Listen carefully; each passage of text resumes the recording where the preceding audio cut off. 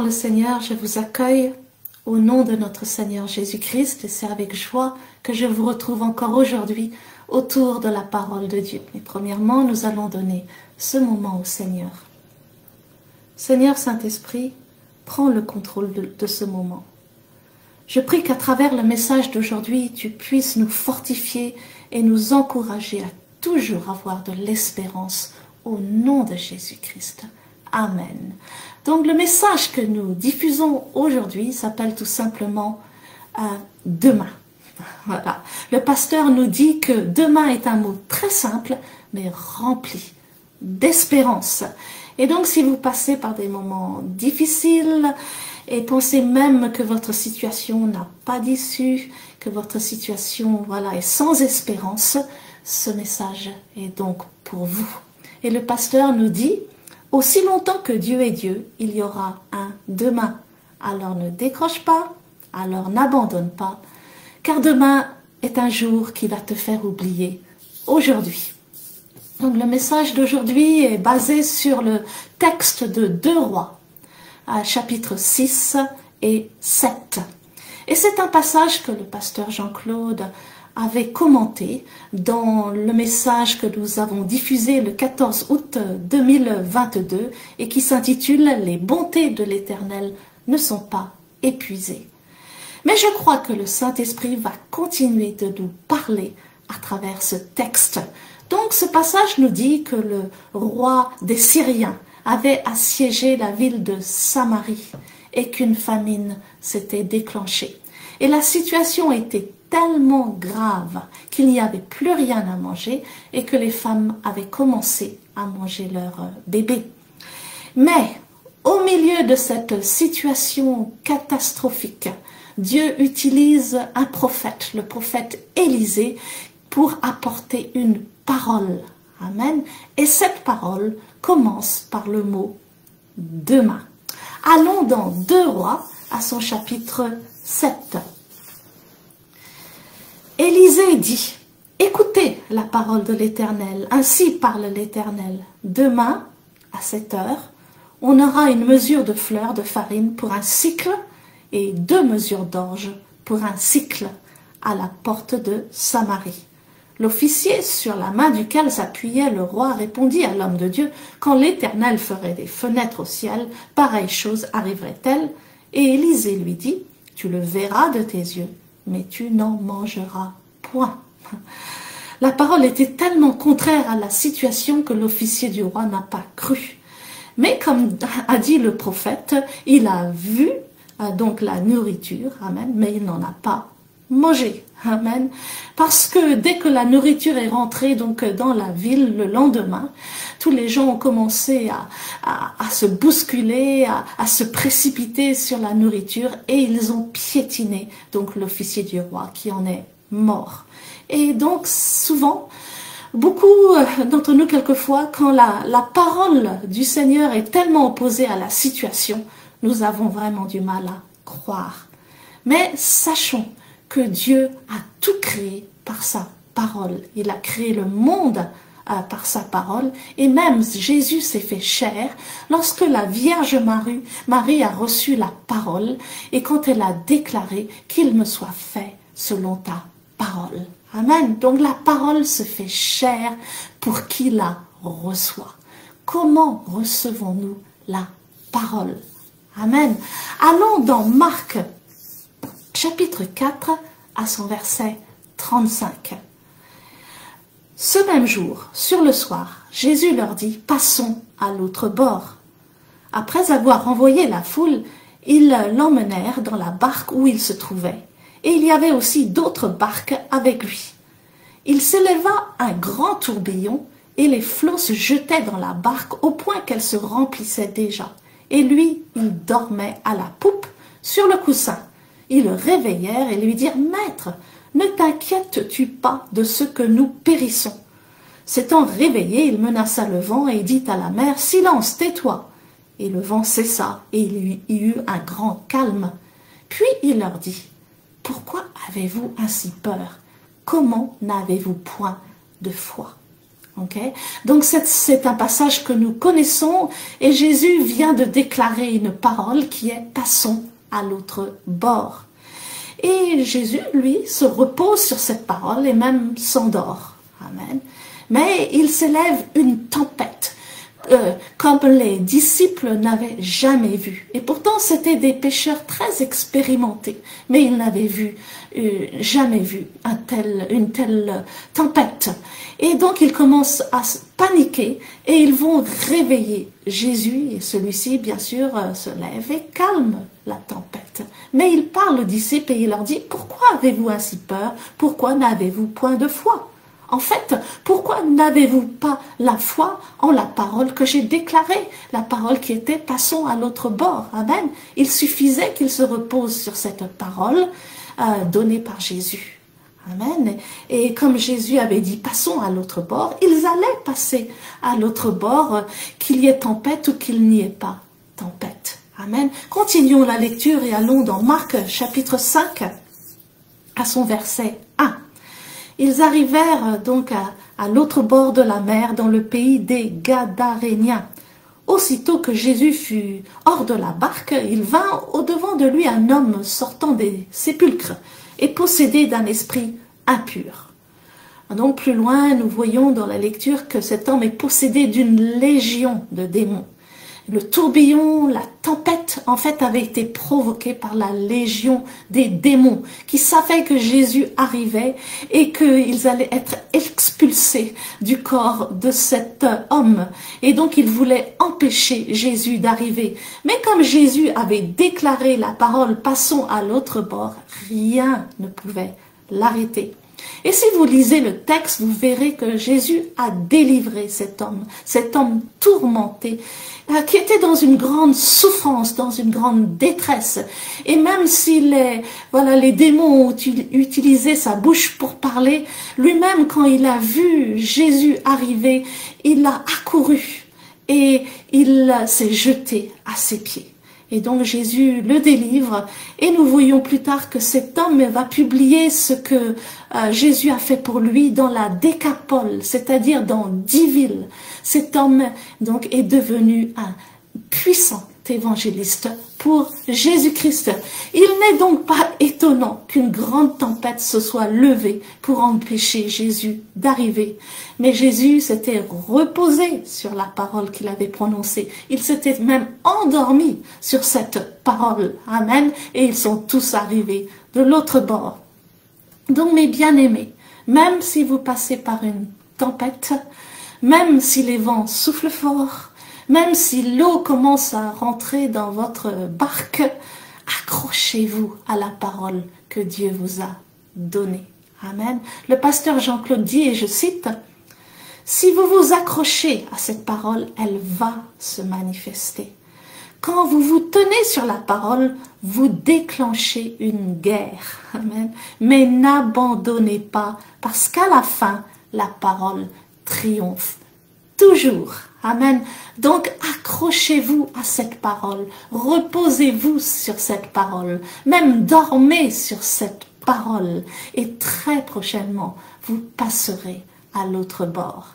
Alors que nous nous apprêtons à écouter cet enseignement, je prie que cette parole vous encourage et vous fortifie puissamment au nom de Jésus-Christ.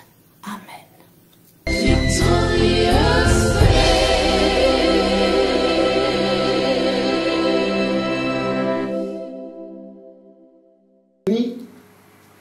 Après avoir déclenché la sécheresse, Élie se trouvait à côté d'un torrent d'eau et les corbeaux lui emmenaient à manger et il buvait au torrent. Et puis un temps est arrivé, le torrent s'est desséché. Et la Bible va dire, l'Éternel dit à Élie, va à Sarepta, car là j'ai dit à une veuve de te nourrir. Mais la version anglaise dit, et la parole vint vers Élie. Amen. C'est comme si la parole s'est faite chair. C'est comme une personne qui est arrivée à Élie pour dire, écoute Élie, Dieu m'a envoyé pour te dire. J'aime bien cette expression, et la parole vint vers Élie. Et c'est une expression qu'on trouve souvent dans la Bible, surtout dans la version anglaise. Et la parole vint vers. Dieu envoie sa parole pour déclencher toujours quelque chose. Amen. Et à chaque fois quand tu écoutes la parole de Dieu doit déclencher quelque chose en toi. Amen. Tu ne peux pas écouter la parole sans que rien ne se réveille en toi. Et bien ma prière aujourd'hui est que Dieu te réveille à travers sa parole. Qu'il réveille le bonheur, qu'il réveille le sourire sur ton visage, le rire dans ta bouche, qu'il réveille l'espérance, qu'il réveille la joie du Saint-Esprit en toi. La situation ne prête pas à la joie, mais tu es quand même joyeux. Tu es quand même joyeuse parce que la parole a communiqué la joie de Dieu à ton cœur. Amen. C'est très important. Je pensais à un mot. Et combien fort est ce mot? Combien puissant est ce mot? Nous l'utilisons tous les jours. Mais ce mot doit parler à quelqu'un qui est dans une situation extrême de détresse. Ce mot est très simple. Ce mot, c'est demain. Alléluia. Je voudrais prêcher un message qui s'intitule tout simplement demain. Quand vous êtes dans une situation de crise, le mot demain prend un sens différent. Parce que dans ton aujourd'hui, tu as l'impression que tout est fini. Mais il y a demain. Demain est rempli d'espérance. Demain veut dire, tu pleures aujourd'hui, mais il y aura un autre aujourd'hui qui arrive dans ta vie. Demain veut dire, ce que tu souffres aujourd'hui finira par passer. Un autre jour viendra où tu vivras la paix, où tu vivras la joie. Demain est un mot très simple, mais c'est un mot rempli d'espérance. Amen. Amen. Il y a des gens, ils ne voient plus, ils ne considèrent plus ce qui va arriver. Parce qu'ils croient que ce qui arrive, c'est la fin. Mais je veux dire à quelqu'un, ce n'est pas encore fini. Amen. Ce n'est pas encore fini parce qu'il y a demain. Amen. Aussi longtemps qu'il y a demain, je ne décroche pas, je ne raccroche pas, je n'arrête pas, je n'abandonne pas. Parce que pour moi, demain est un jour qui va me faire oublier aujourd'hui. Amen. Parce que pour moi, demain est un jour qui va me donner ce que j'ai toujours poursuivi et que je n'ai jamais eu. Pour moi, demain, c'est le jour de l'accomplissement des rêves déjà enterrés. Demain, je vais rentrer dans le cimetière de mes rêves et tous ces rêves que je n'ai jamais eus vont se réveiller. Et demain est tellement rapide parce que demain, c'est demain. Et parfois, quand tu penses à demain, tu te dis que c'est trop court pour que le miracle s'accomplisse. Mais Dieu est le Dieu de demain. En sorte qu'aujourd'hui, tu peux être quelqu'un qui n'a rien du tout, comme quelqu'un qui s'appelle Joseph et qui était en prison, et demain, il était assis comme premier ministre dans le palais du roi. Amen. Il n'y a même pas eu 24 heures qui se sont passées. La Bible dit quand il s'est levé le matin, il s'est levé comme prisonnier. Mais le soir, les télévisions ont commencé à annoncer le nom du nouveau premier ministre. Amen. Ça s'est passé demain. Amen. Amen. Donc ne t'inquiète pas. Le Seigneur nous a donné un message il n'y a pas longtemps. Dieu peut tout faire. Amen. Il n'y a rien que Dieu ne peut pas faire. Dieu peut tout Aujourd'hui, tu peux être en bas, mais seulement demain, tu seras au sommet de la montagne. Amen. Vous savez, nous avons souvent tendance à croire que les choses, c'est vrai que les choses naturelles se passent par processus, par procédé, par événement, par année. On considère les espaces, on considère l'espace du temps. On se dit, bon, dans telle année, ça va aller, dans telle année. Mais Dieu, Daniel a dit de Dieu, tu es maître des temps et des circonstances. Le temps n'est rien pour Dieu. Dieu peut te faire rattraper 30 ans en moins de 24 heures. À cause d'un seul mot, demain. Ah, come on. Comment je veux dire à quelqu'un ton demain sera meilleur que ton hier. Amen. Et aussi longtemps que Dieu est Dieu, tu as un demain. Amen. Tu as un demain. Aujourd'hui est le dernier jour de tes pleurs. Amen. Aujourd'hui est le dernier jour de tes malheurs. Amen. Aujourd'hui est le dernier jour de ta crise. Amen. Dieu dit demain. Amen. Amen. Quand nous allons dans 2 Rois chapitre 7, nous allons commencer dans chapitre 6. À partir du verset 24, la Bible dit: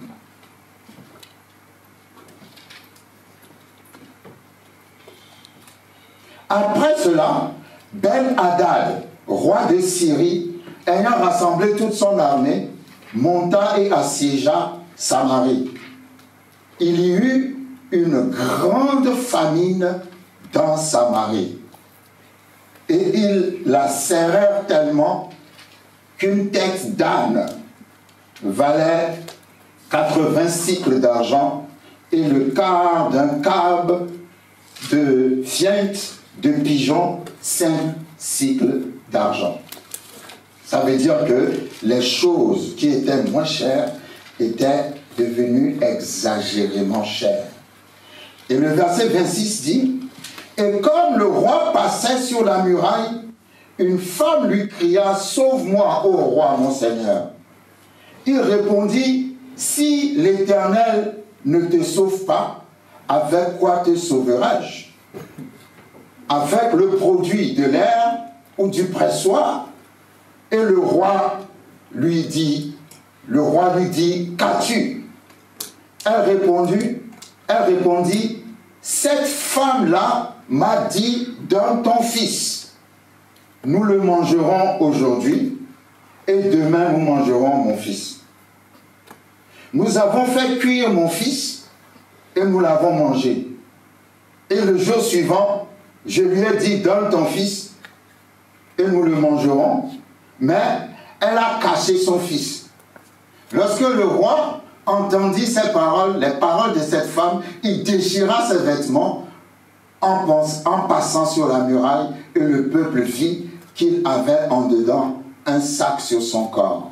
Le roi dit: que Dieu me punisse dans toute sa rigueur si la tête d'Élisée, fils de Shaphat, reste aujourd'hui sur lui. Or, Élisée était assis dans sa maison et les anciens étaient assis auprès de lui. Résumons rapidement.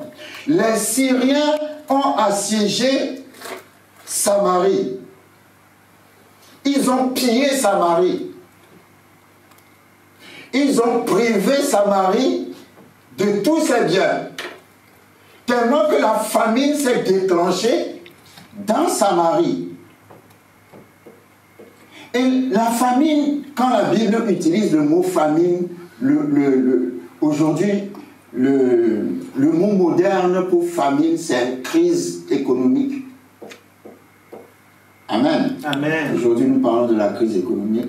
Dans la Bible, la crise économique, c'est la famine. Donc, la famine s'est déclenchée à un point tel que les femmes mangeaient leurs enfants. Est-ce que vous avez déjà vu une crise comme ça?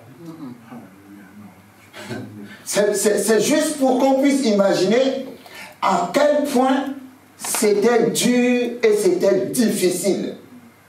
Je ne pense pas que depuis ces derniers siècles, on ait entendu parler d'une crise aussi aiguë qu'une femme qui a porté son enfant pendant 9 mois, qui lui a donné naissance avec tant de douleur prenne son enfant pour le manger. Bon, enfin, ça s'appelle aussi la sorcellerie, mais à ce point-là, quand même, il s'agit là d'une crise. Il n'y avait rien à manger et les femmes mangeaient leurs enfants.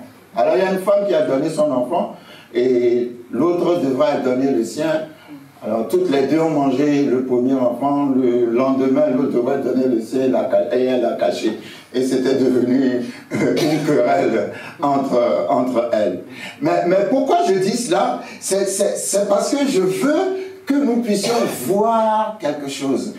Mesurons le degré, le niveau, la gravité, l'extrême gravité de la famine en question. Amen. Amen. Mais dans une situation pareille, les gouvernements, les économistes, tout le monde viendrait avec un plan. Il faut faire ceci, il faut suivre le plan. Au bout d'1 an, ça va aller. Au bout de 6 mois, ça va aller. Mais ce que je veux expliquer à quelqu'un, c'est que ta crise ne dépend pas de plan. Si tu as foi en Dieu, ta crise n'a pas besoin d'un progrès, de l'espace, du temps, de ceci ou de cela. Non, Dieu, sur son trône, peut juste décider en 1 seconde que c'est fini. Amen. Amen. Dis à ton voisin, c'est fini. C'est fini. La Bible dit, au milieu de cette crise, lorsque nous lisons 2 Rois chapitre 7, Élisée dit, écoutez la parole de l'Éternel. Ainsi parle l'Éternel.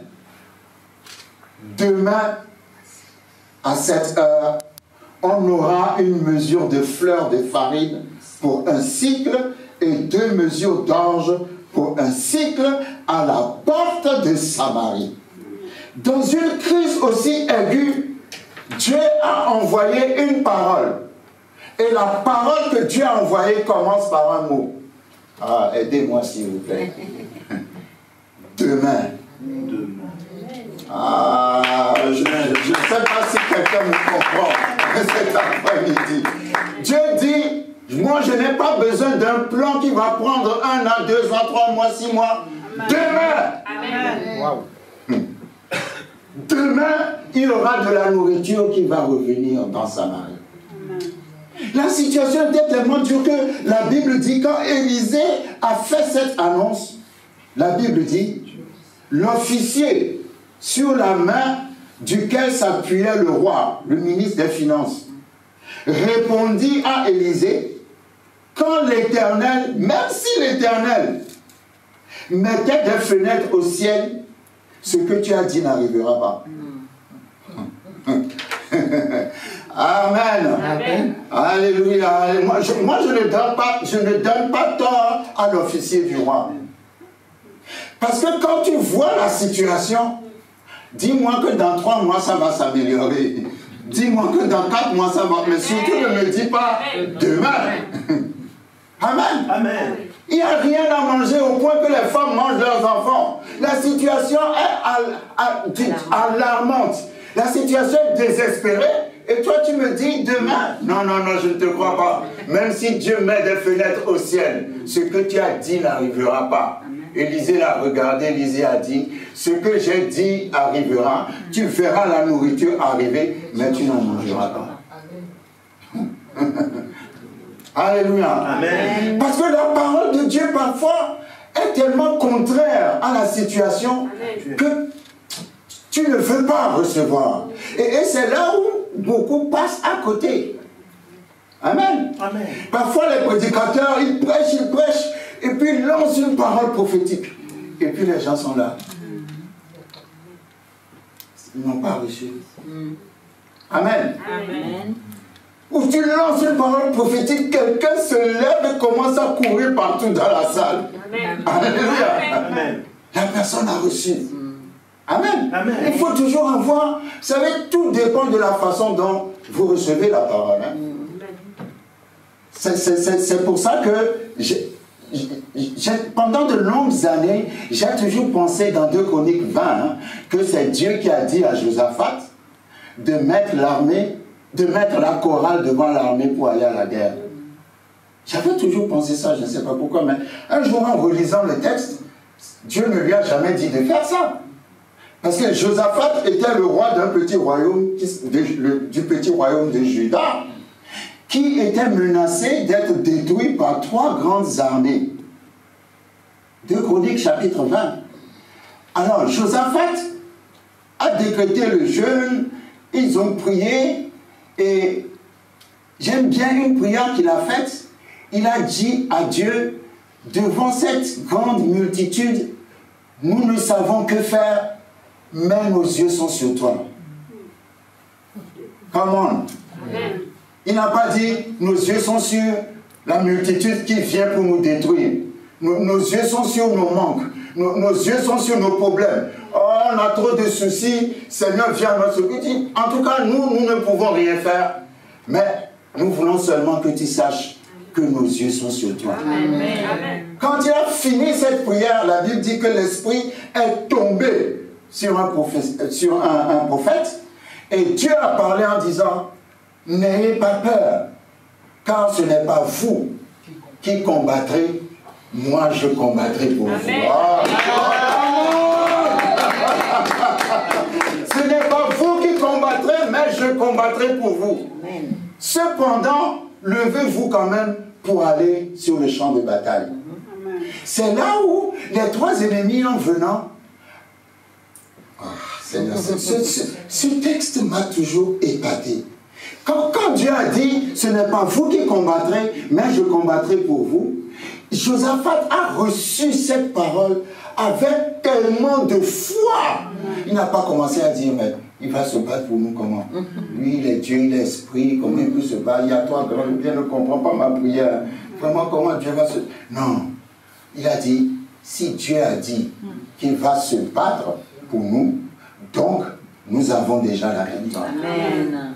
Amen. Amen. Et en allant à la guerre, il a mis les musiciens devant l'armée. Vous avez déjà vu une armée qui va à la guerre et puis on chante devant elle?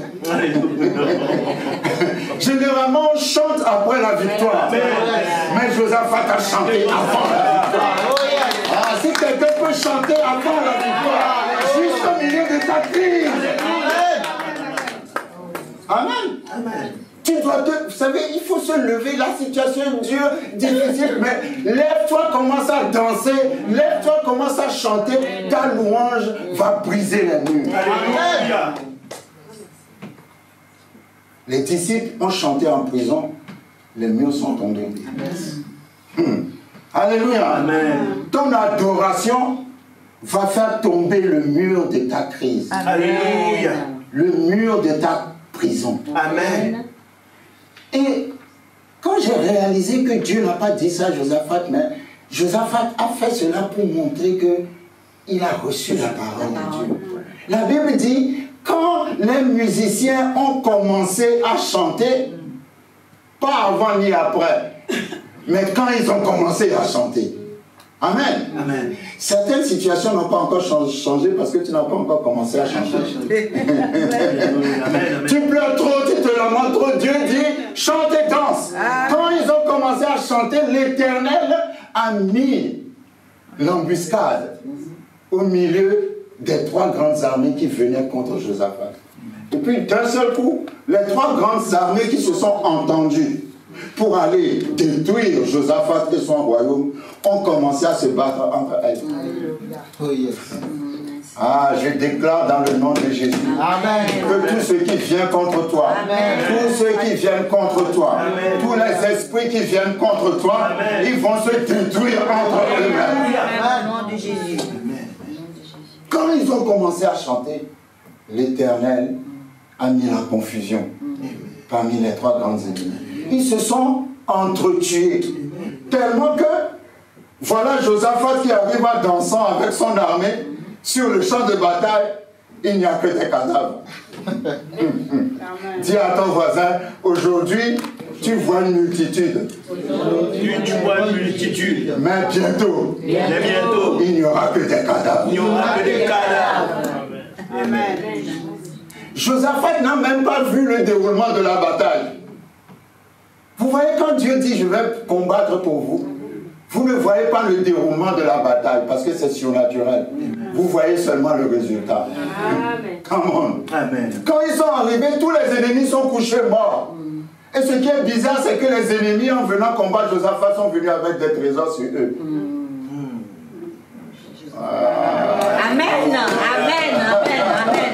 Dieu dit, je vais déplumer vos ennemis. Amen. Tout ce que les Syriens vous ont pillé et volé, vous allez les retrouver. Amen. Quand ils sont arrivés, c'est extraordinaire. Lisez 2 Chroniques 20. La Bible dit, ils n'ont trouvé que des cadavres. Et les cadavres, les gens, il n'y avait que des richesses au milieu.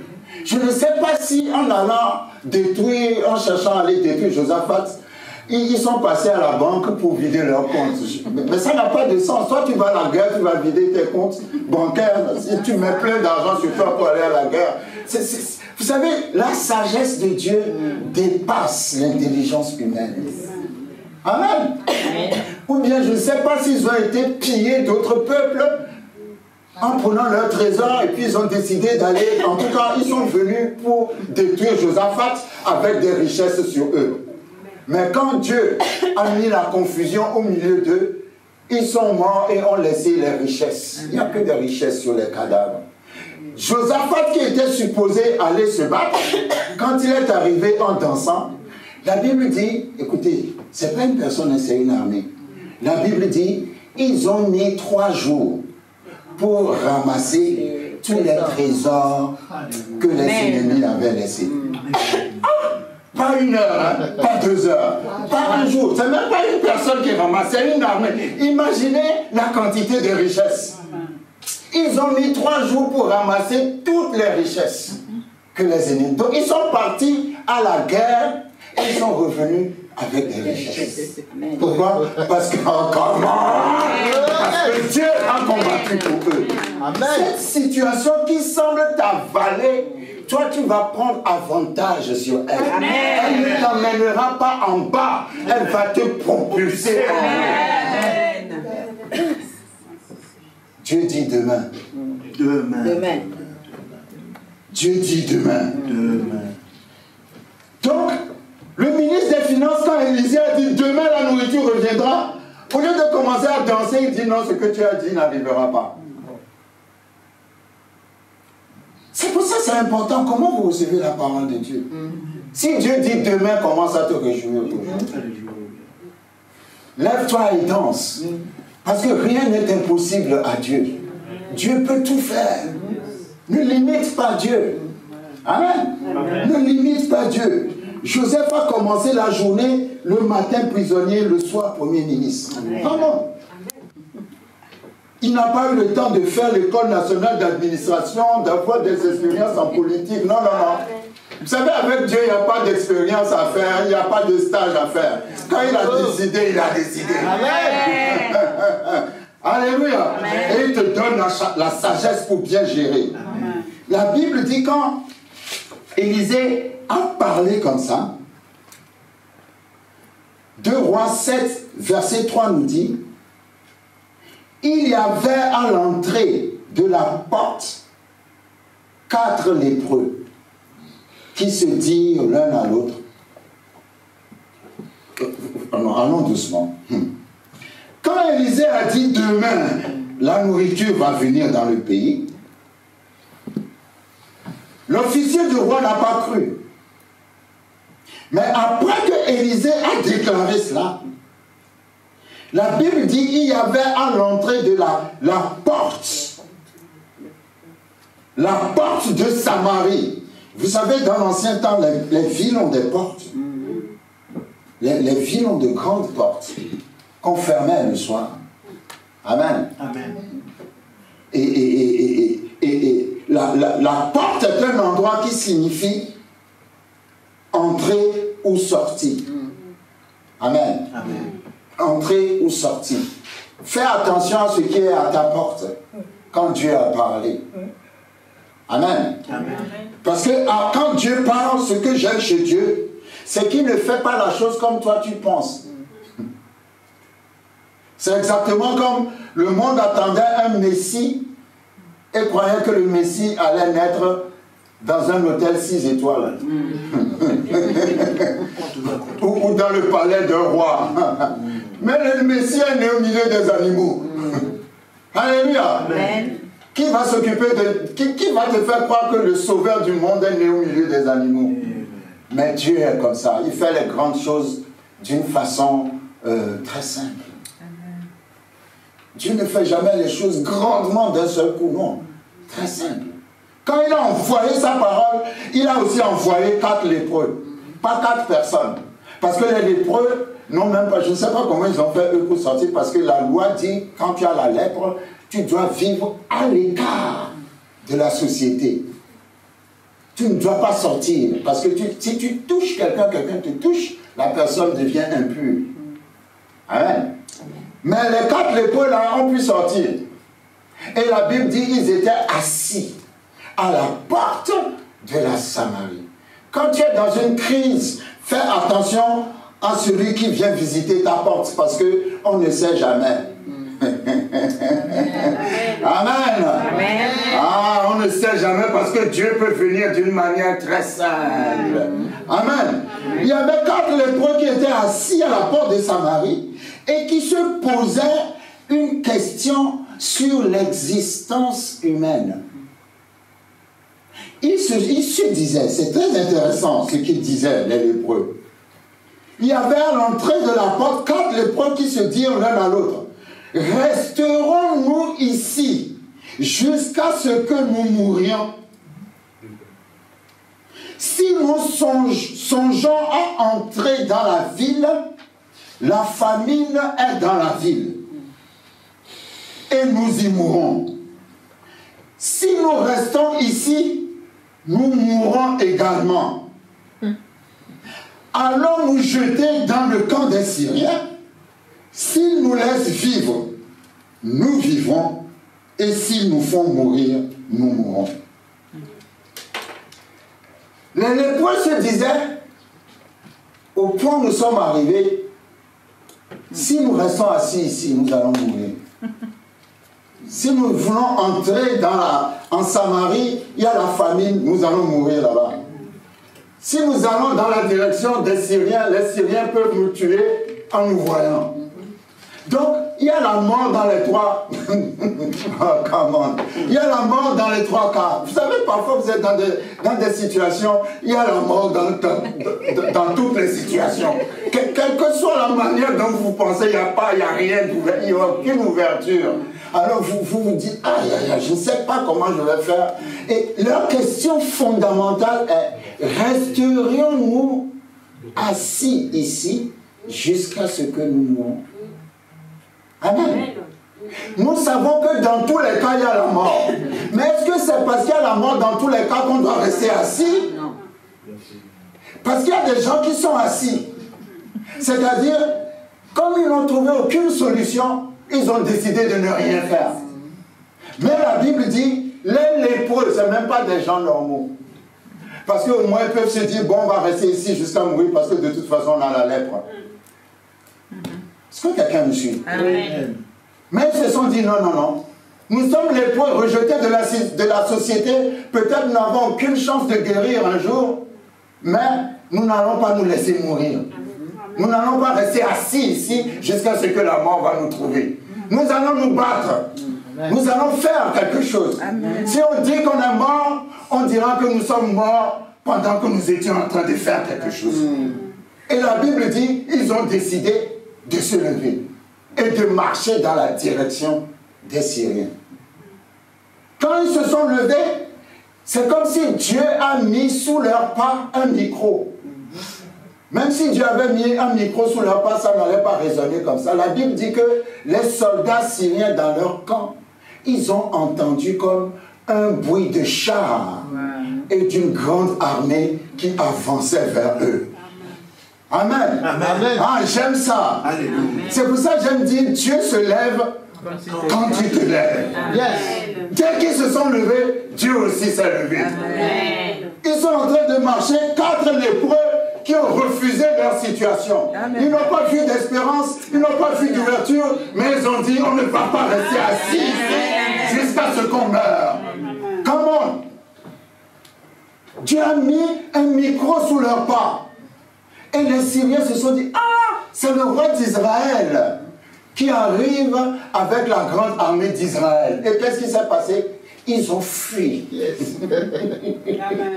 Toute l'armée syrienne a fui en pensant que c'est le roi d'Israël, l'armée d'Israël qui arrive, alors que c'est 4 lépreux qui ont décidé de ne pas mourir. Ah, comment? Comment ça veut dire que quand tu prends une décision, quand tu te lèves, Dieu aussi se lève. Il y a tellement de choses que Dieu veut faire avec toi, mais c'est ça que je dis, Dieu peut tout faire sauf forcer ta volonté. Il n'y a qu'une seule chose que Dieu ne peut pas faire. Il ne peut pas forcer ta volonté. Mais dès que toi, tu es prêt à marcher avec lui, il va se lever pour toi.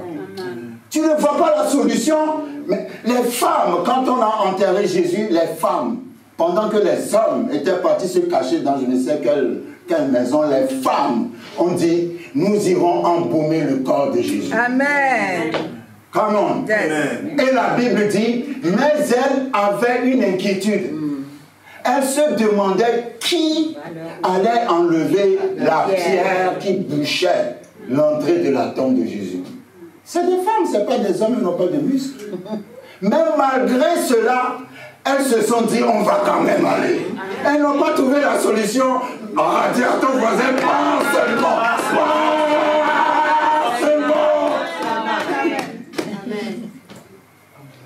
On va verser de l'eau chaude ou de l'eau froide sur ces gens-là qui ont démissionné, qui passent leur temps dormir jusqu'à midi. Amen. Lève-toi, fais quelque chose. Même si c'est marcher dans la rue, sors de ta maison et va marcher dans la rue. Amen. Tu trouveras quelqu'un qui va te dire, j'ai appris qu'on a besoin de quelqu'un ici. Est-ce que tu peux le faire? Amen. Ruth était assise à la maison, je lui ai dit non, je vais chercher du travail. Elle est sortie dans la rue. Amen. Et qu'est-ce qu'elle a fini comment? La femme de Boaz, l'homme le plus riche de la ville. Fais quelque chose parce que quand tu te lèves, Dieu va ouvrir une porte. Amen. Alors quand ils allaient, les Syriens ont fui le camp. Voilà les lépreux qui arrivent. Ils ont trouvé des vêtements, ils ont trouvé de la nourriture, ils ont trouvé de l'or, ils ont trouvé de l'argent, tellement en abondance. Ils ont été tentés. La première fois, ils se sont dit, bon, on va garder tout ça pour nous. Et puis après, il y en a un qui a fait cette réflexion. Ce que nous faisons n'est pas bien. Amen. Ce que nous faisons n'est pas bien. Alors, ils ont décidé d'aller annoncer la nouvelle à Samarie. Nous avons trouvé la nourriture, l'or, l'argent. La prospérité est revenue dans le pays. Oh yes. Le roi a envoyé des gens pour aller vérifier. Et voilà qu'ils ont ramené plein de richesses dans Samarie. Et quand les gens ont entendu que la nourriture est de retour, la Bible dit qu'ils étaient tellement excités qu'ils ont couru en courant, ils sont passés sur le corps du ministre des Finances. Ils sont passés sur le ministre des Finances, ils l'ont piétiné, il est mort. Donc le ministre des Finances a vu la nourriture arriver, mais il n'en a pas mangé. Parce qu'il n'a pas reçu la parole. Mais toi, tu en mangeras. Amen. Tes enfants en mangeront. Amen. Les enfants de tes enfants en mangeront. Des générations, il y aura cette provision dans ta famille. Parce que toi, tu t'es levé par la foi. Amen. Il a vu. Faites attention à la parole de Dieu. Quand la parole vient, ne doute pas de la parole. Amen. Amen. Quelle que soit la dureté de la situation, ne doute pas de la parole. Amen. La situation peut changer radicalement. Amen. Du jour au lendemain.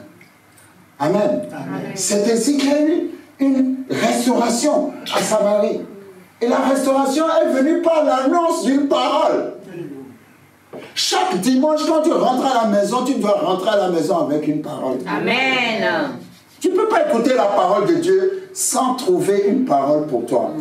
Il y aura toujours une parole pour toi. Amen. Et si tu t'accroches à cette parole va se manifester dans ta situation. Amen. Dieu combat avec la parole. Amen. La parole de Dieu est plus grave qu'une bombe atomique. Amen. Amen. Dieu a dit seulement une parole à Moïse, va dire au Pharaon, de laisser mon peuple aller. Point.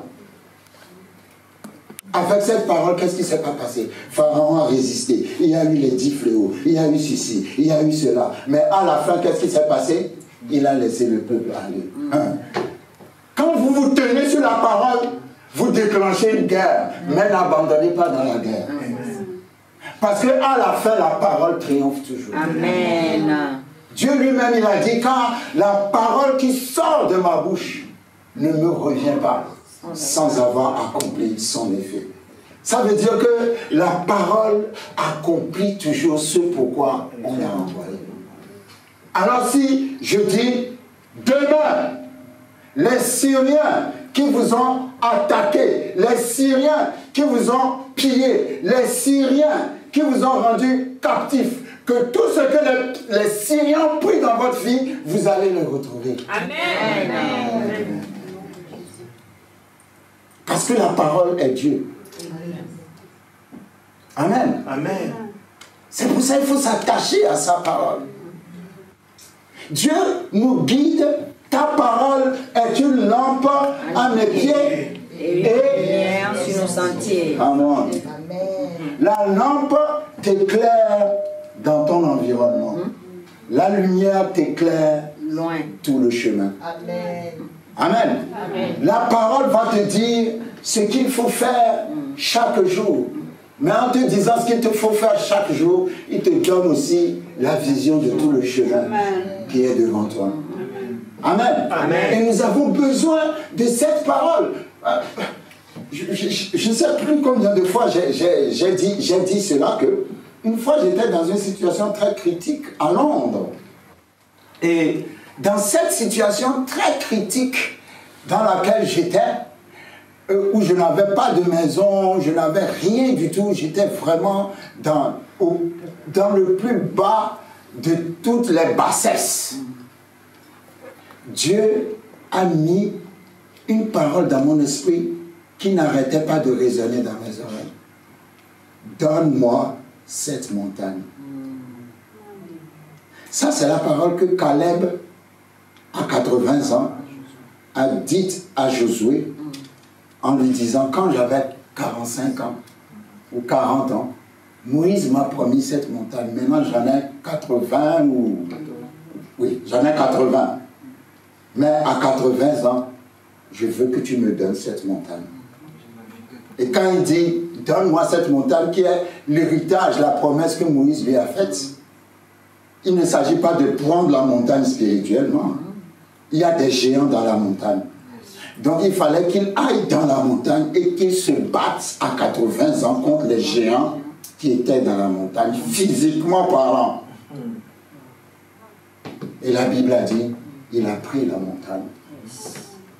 Alors quand j'étais dans ma situation très difficile et que cette parole est venue dans mon cœur et ne me quittait plus, j'ai compris que je finirais par prendre la montagne. Amen. Vous voyez comment Dieu encourage? Il encourage par sa parole. Une situation dure et la parole vient.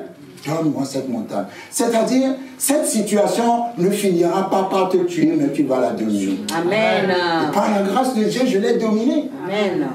Ce sont des petites choses qui créent la foi et qui te font comprendre que Dieu est vivant. Amen. Et qui nous guide au travers de sa parole. Amen. Et c'est comme ça que j'aime qu'on marche avec Dieu. Quand tu es dans une situation de crise, Dieu donne toujours une parole.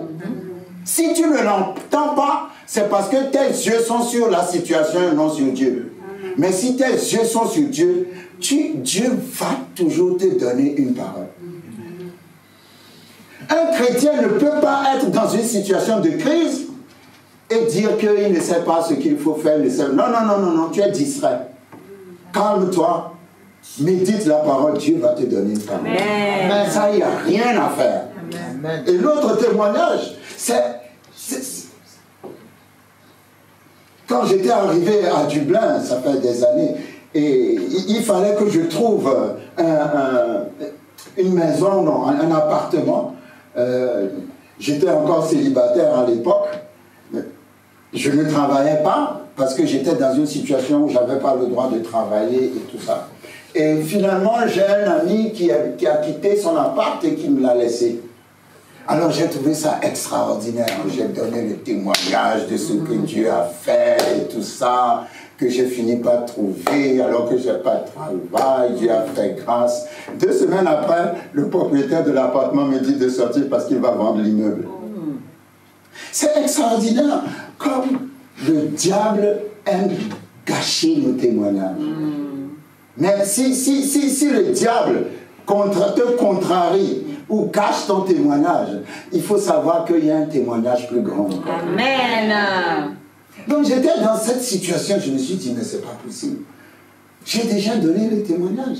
Maintenant, qu'est-ce que je vais aller dire? Dieu a repris l'appartement qu'il m'a donné. Bye bye. Ah, le diable est terrible, le diable est terrible.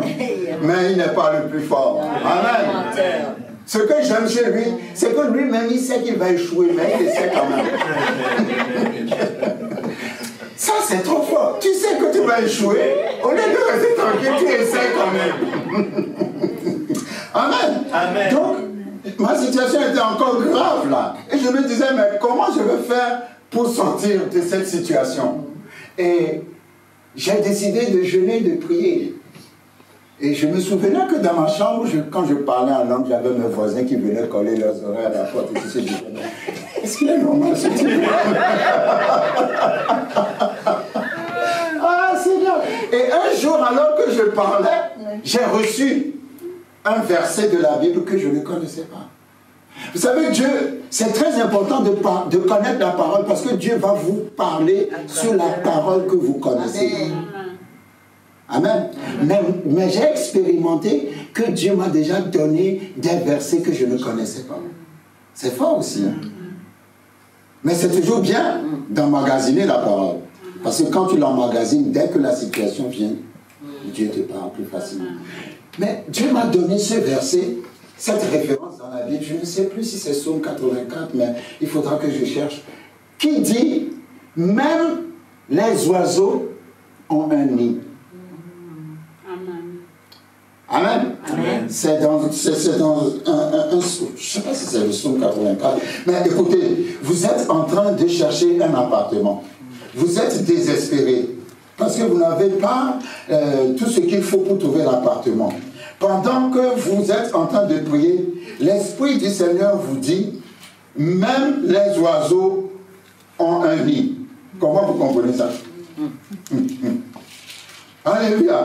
Ça veut dire que Dieu est en train de te dire, ah oui, voilà, c'est le Psaume 84, verset 4.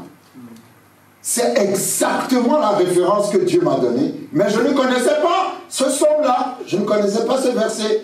Et quand j'ai ouvert, que j'ai lu, que c'est la même parole, j'étais émerveillé. Le passereau même trouve une maison et l'hirondelle un nid où elle dépose ses petits. Mon cœur était rempli de joie. J'ai commencé à faire comme Josaphat là. Vous savez, il y a des situations, il ne faut pas attendre de voir avant de danser, il faut danser avant de voir. Alléluia. Parce que Dieu me dit, calme-toi. Si je peux donner un nid aux oiseaux, ce n'est pas à toi que je ne vais pas donner une maison. Demain, le lendemain, c'est pour ça que j'aime demain. J'ai rencontré un autre ami qui me dit, ah ben tu sais, je suis en train de déménager, et si tu veux prendre mon appartement, tu peux prendre mon appartement. J'ai parlé au propriétaire, et tu peux même le prendre sans payer de caution. Wow. Vous n'avez pas compris. Alléluia. C'est-à-dire le deuxième témoignage est encore plus fort que le premier. C'est pour ça que si Satan gâche ton témoignage, ne te décourage pas. Commence à danser seulement. Parce que ton prochain témoignage sera plus grand que ton dernier témoignage. C'est comme ça que j'ai eu la maison. Et dans cette maison, je suis resté jusqu'à ce moi-même qui suis fatigué, qui suis parti. Après avoir rencontré Florence. Amen. Parce que c'était la maison des célibataires. J'ai dû quitter là-bas pour rentrer dans la maison des maris. Gloire à Dieu. Non, Dieu veut encourager quelqu'un aujourd'hui. C'est impossible que le diable ait la victoire. C'est pas scripturaire que le diable gagne. Si le diable a gagné, c'est parce que toi, tu lui as donné la victoire. Mais aussi longtemps que tu te tiens sur Dieu, aussi longtemps, c'est là où j'ai compris ce que Jésus-Christ a dit quand il a dit l'homme ne vivra pas seulement de pain, mais de toute parole qui sort de la bouche de Dieu. Parce que quand j'étais dans des difficultés extrêmes, je n'avais plus faim. Mais je ne sais pas comment vous expliquer, j'étais rempli par cette parole, donne-moi cette montagne. Amen. Je n'avais plus faim. Ce n'était pas la faim physique. C'est pour ça que je dis que quand les disciples ont dit à Jésus, la foule doit avoir faim. Et puis Jésus a multiplié le pain. C'est les disciples qui ont parlé pour la foule. La foule n'avait rien dit. Non. Pourquoi? Parce que la foule n'avait pas faim. Ils étaient dans la gloire de Dieu. Jésus leur parlait. Ce n'était pas le pain qui était leur problème. C'était la parole. Ils étaient remplis de la parole. Mais les disciples ont dit qu'ils doivent avoir faim.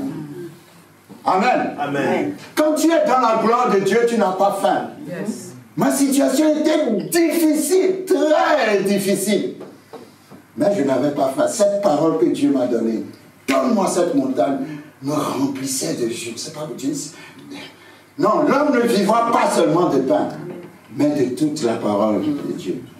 Si la parole t'habite, tu surmonteras ta montagne. Amen. Si la parole vient vers toi, que tu la reçois par la foi, tu surmonteras tes défis. Amen. Et je prie dans le nom de Jésus, quel que soit le nom de tes défis, je déclare que tu vas les surmonter. Amen. Dans le nom puissant de Jésus. Amen. Quels que soient les murs de ta prison, je leur parle et je leur dis tombez au nom de Jésus. Amen. Quelle que soit la dureté de tes chaînes, elles se brisent maintenant dans le nom puissant de Jésus-Christ de Nazareth.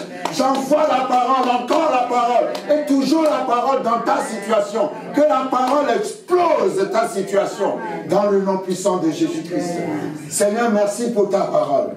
Merci pour ta parole. Dieu dit aujourd'hui c'est dur, aujourd'hui c'est difficile, mais demain, je suis le Dieu de demain. Amen. Je suis le Dieu qui fait toutes choses nouvelles. Je suis le Dieu qui donne la vie aux morts et qui appelle les choses qui ne sont pas comme si elles étaient. Que quelqu'un reçoive son miracle. Amen. Je ne connais pas ta situation, mais dans le nom de Jésus, tu es libre, libéré de cette captivité. Au nom de Jésus. Au nom puissant de Jésus. Amen. Au nom puissant. Vous savez, il y a toujours un jour où ça commence. Et il y a aussi un jour où ça s'arrête. Pendant plus de 400 ans, le peuple d'Israël a vu des Égyptiens. Mais un jour est arrivé, Dieu leur a dit, et ça c'est une parole pour toi aujourd'hui, les Égyptiens que vous voyez maintenant, les Égyptiens que vous avez toujours vus pendant toute votre vie, les Égyptiens qui vous fatiguent aujourd'hui, vous ne les verrez plus jamais. Amen. Amen. Amen. Je colle l'expression plus jamais sur la vie de quelqu'un. Amen. Plus jamais la maladie ne viendra. Amen. Plus jamais le manque ne viendra. Amen. Plus jamais la pauvreté ne viendra. Amen. Plus jamais l'esclavage ne viendra. Amen. Plus jamais la malédiction ne viendra. Amen. Car ces Égyptiens que vous voyez aujourd'hui, vous ne les verrez plus jamais. Amen. Vous ne les verrez plus jamais. Au nom de Jésus. Au nom de Jésus. Merci Seigneur pour ta parole. Amen. Que ton nom soit béni. Amen. Dans le nom puissant de Jésus-Christ de Nazareth. Amen. Amen. Alors on peut acclamer la parole.